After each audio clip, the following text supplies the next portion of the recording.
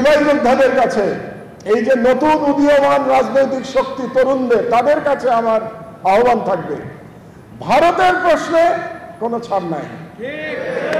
তারা যেন ঐক্যবদ্ধ থাকে এবং তারা যদি রাজনৈতিক দলকে বলে দেয় যে ভারতের সাথে যে দালালি করবে, যে দল করুক না কেন, তাদের বিরুদ্ধে আবার আমরা বিপ্লবের আহ্বান নিয়ে রাস্তায় নামব, তাহলে পরে কোন রাজনৈতিক শক্তির পক্ষে ভারতের দালালি করে বাংলাদেশের শাসন ক্ষমতায় থাকা ইনশাআল্লাহ সম্ভব হবে না। এতদিন একটা কথা বলা হতো, রাজনীতিবিদরা প্রায়ই বলে, শুনবেন, যে ভারত একটা বিরাট দেশ, আমাদের চারদিকে ঘিরে আছে, ভারতের সাথে সুসম্পর্ক না রেখে আমরা ক্ষমতায় যেতে পারবো না, কিংবা ক্ষমতায় গেলেও ক্ষমতায় টিকতে পারবো না। এটা রাজনীতিবিদদের কনভেনশনাল উইজডম, এটা প্রায়ই শুনবেন রাজনীতিবিদদের মুখে। আমরা উল্টো কথা বলতে চাই, ভারতের সাথে দালালি করে কেউ ক্ষমতায় থাকতে পারে।